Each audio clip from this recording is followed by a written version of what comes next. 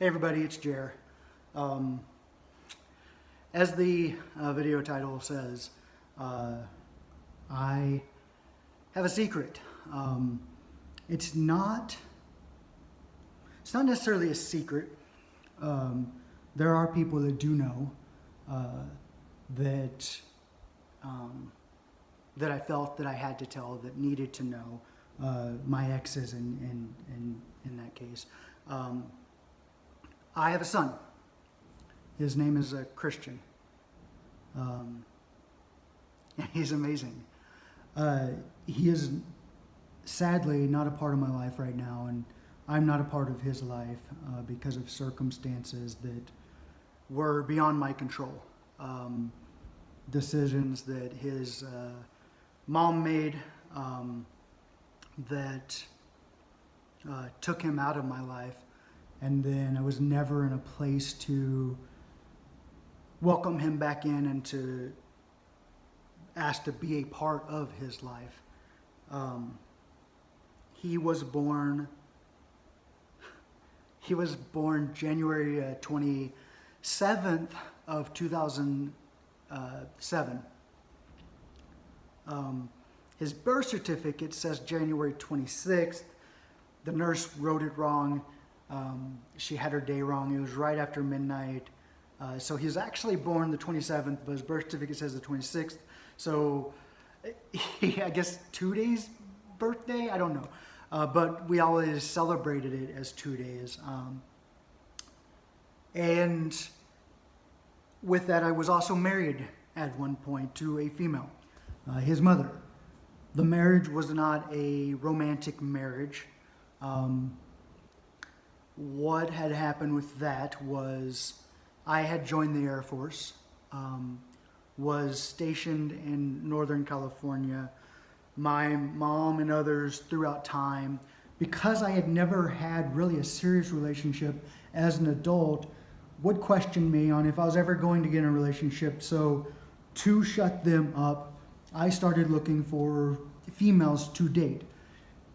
As I've talked about before, I'm physically attracted to females, but emotionally that connection just isn't there. I found a female that I was physically attracted to, and we became good friends. I was her cover-up for things that she needed to keep a secret, and she was my cover-up because I was not ready to come out. I didn't understand myself enough to come out yet. And I wasn't for sure if I was bi or if I was even really gay or what was going on. I wouldn't know until I had more experiences with guys and eventually could come out as gay. We got married. The reason behind getting married was that she wanted to join the military, but she wanted basically a guarantee to be able to come back to be with her family because she loves her family, she loves her dad. She had never lived far away from her dad, and so she wanted to make sure that that relationship was still there. It was important to her, and so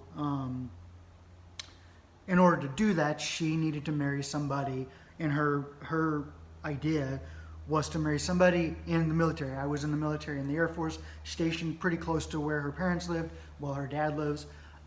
And so that was a way for her to be able to for sure come back. So we agreed to that.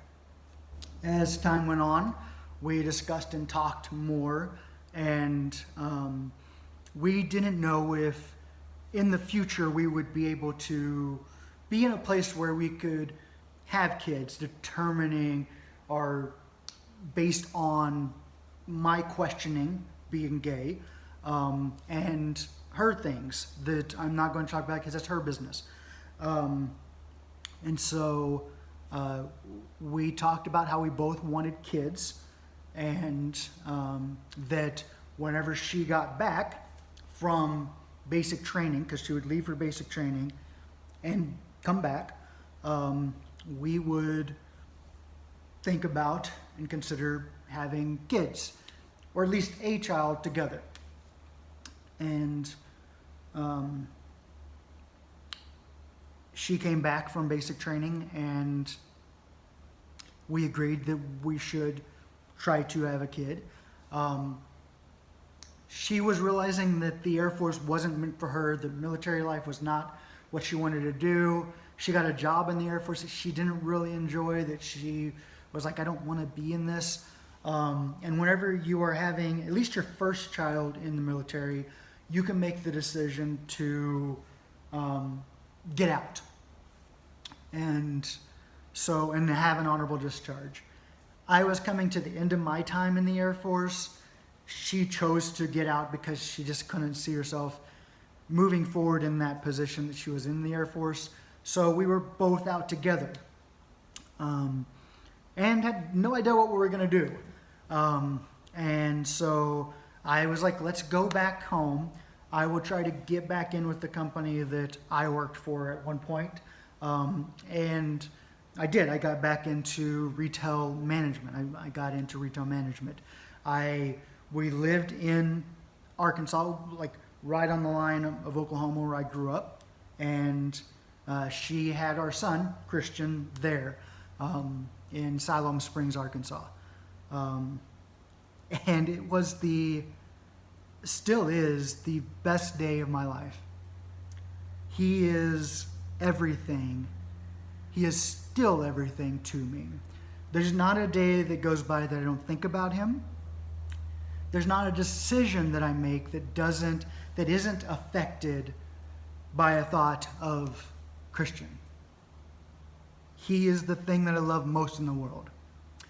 And I have tried to work to get back into his life, to a place to where I'm stable and can welcome him back and it not be a negative effect on him. I ended up taking a job. That job trained in Springfield, Missouri, and then was based in Colorado as a retail manager. I worked a lot of hours, a lot. And I brought her and him along, and she didn't work. She was basically a stay-at-home mom. We had a non-sexual relationship at that point. We were friends and we were raising a kid together. But sadly, together didn't feel together because I was always working. There were some weeks that I worked 100 hours a week. And she was in this place that she didn't know anybody. She couldn't really date because how is she going to explain the story that she's married to this guy, she has a kid with this guy, she's not really romantic with this guy, not sexual with this guy. And so it got to a breaking point for her, and she did what she felt like she had to do. And didn't talk to me about the situation, how she was feeling. But I can't blame her. The way she went about it was wrong, was completely wrong. But again, I can't blame her because she was in a position where her hands were tied and she felt alone, and she is raising physically this child. I'm giving financial to this, to the family, to what our family was. And so she did some things and that hurt me. And I feel hurt our son in the process. And one thing led to another, and it was a challenge, and we made it through that challenge and had a court agreement to have joint custody. The way that it would work was different and a struggle and challenging. For his childhood years, before school, he would spend 6 months with me, 6 months with her. I eventually moved to California so I could be closer and make that a little bit easier because she had left and moved to California. And so we did that. And we did that for a while. He was 3, the last exchange, I guess is what we call it. And then things happened in my life, and I ended up moving to New York. Whenever I moved to New York and tried contacting her, nothing. She talked to me for a few times and would make up excuses for why Christian was busy, and then eventually changed her phone number and her address to where I had no idea how to even get a hold of her. And that hit hard. It hit really, really hard. Because at the same time, I had a lot going on in my life to where I couldn't do anything.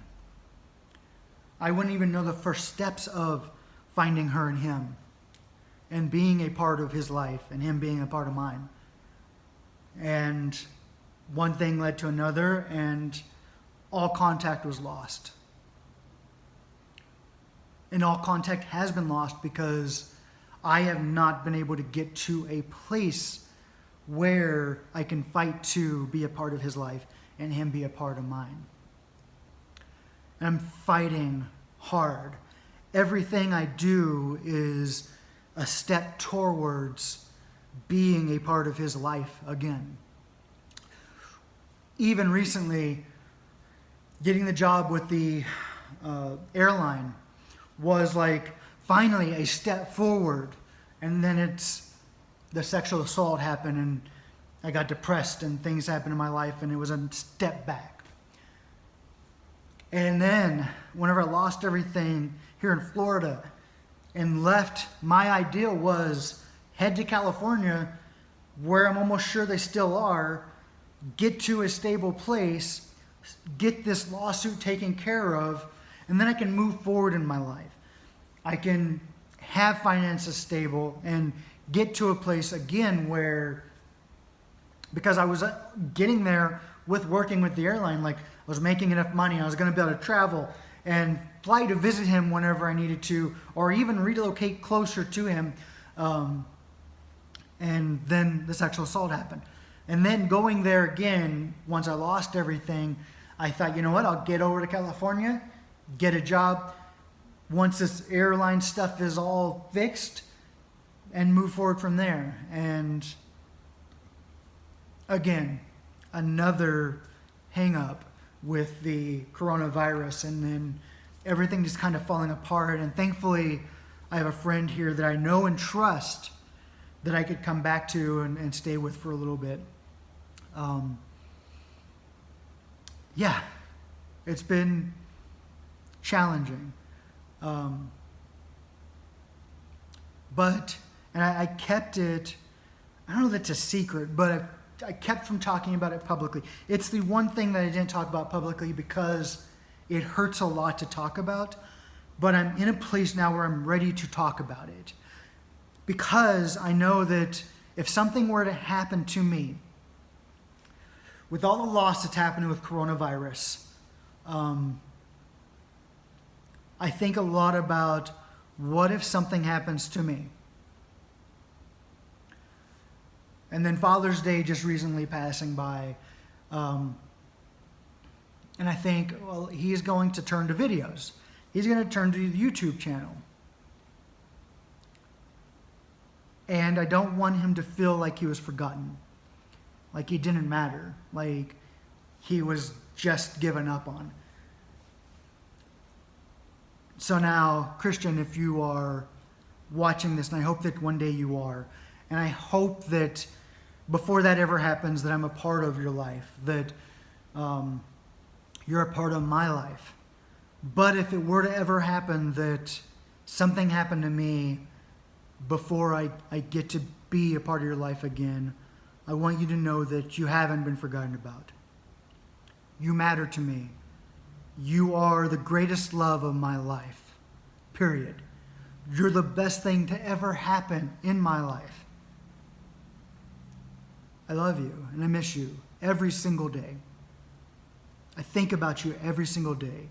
There's not a decision in my life that I make that doesn't involve you, from personal relationships to trying to get to a financial place where I can eventually have you as a part of my life and me be a part of yours if that's something that you want.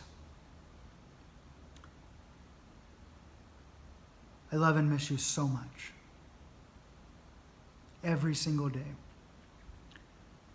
You aren't an embarrassment to me. You aren't a forgotten part of my life. You are the thing I am most proud of, but that I've been scared to talk about because I didn't know how people would take it. But I don't care how people take it. I don't. Whenever I started traveling across the country, my mom tried to argue that I shouldn't talk negative about her because I'm doing the same thing to Christian. No, I'm not. I'm not making a choice to not be a part of Christian's life. If I could, I would be a part of Christian's life right now. If I could, he would be a part of my life right now.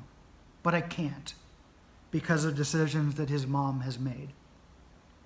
And I hope that one day that's fixed. Because I want to be a part of his life and I want him to be a part of mine. And I want to be in a stable place when that happens. Right now I'm not there. But I'm going to be there. I'm giving it my all to be there. I love you so much, Christian. And I miss you every single day. I miss you. And I cannot wait to see you again. In the coming videos, I'm going to share stories and talk about things that I remember. And I hope that he gets to see it. I hope. It would be important to me. I love you. I love you so much, Christian. So much. And I miss you a lot. Okay. That's all I got. Thank you for listening. If this bothers anybody, I can't tell why it would, because I'm doing everything I can. And so if it bothers anybody, oh well. At least my son hopefully now knows that he's not forgotten, that I don't think about, that I think about him, that it's not that I just stopped thinking about him, and that he's loved. I love you so much, Christian. That's all I got. I'll share more videos telling stories soon. Yeah. Thanks for listening.